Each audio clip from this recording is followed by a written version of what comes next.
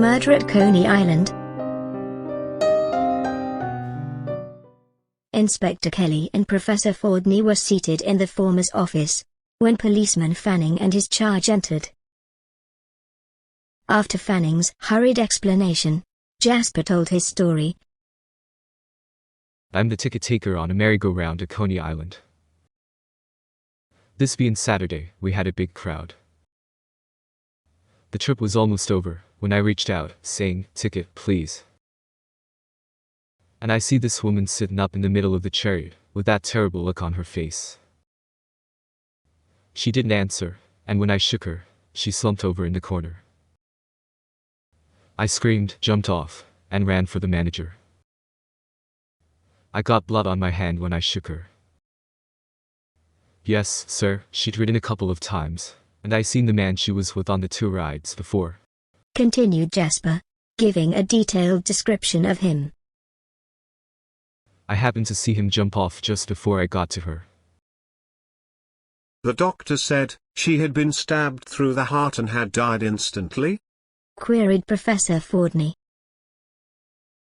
That's right, sir, replied the policeman. It seems strange, Jasper, remarked the professor,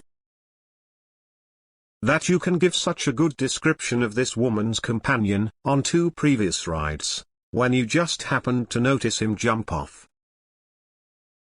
Does the merry-go-round ever make you dizzy? No, sir, I'm used to it. Well, Inspector, said Fordney, turning to his friend, I suppose you are going to hold this man? Certainly, replied Kelly. That's just about the dizziest story I've heard in a long time. What justified the police in holding Jasper?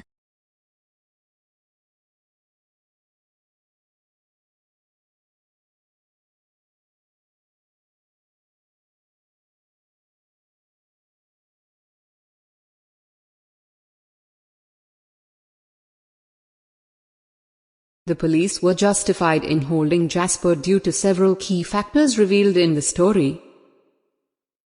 1. Incident at the merry-go-round.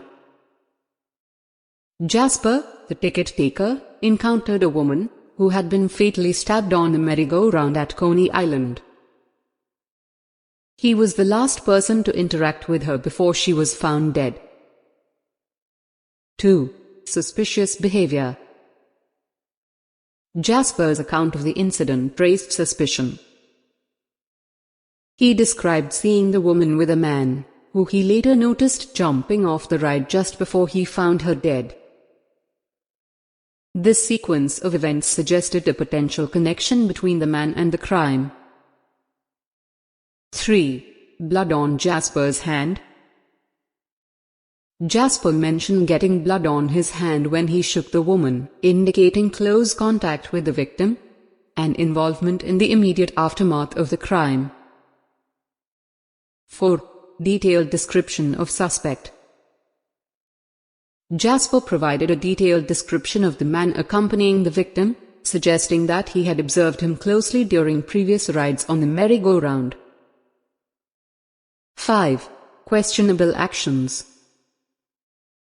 Professor Fordney's skepticism about Jasper's selective observation of the suspect raised doubts about his account, adding to the suspicion surrounding his involvement or knowledge of the crime. Considering these factors, including Jasper's proximity to the victim, his interaction with her before her death, and his detailed observations of the suspect, it was reasonable for the police to hold Jasper for further investigation into the murder at Coney Island.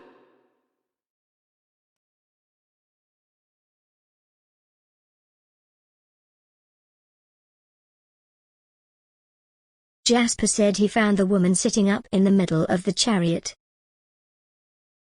The motion of the merry-go-round would have made it impossible for a dead body to remain upright in the middle of the chariot. Sir, you are giving a reason for it, but that will not make it right. Johnson.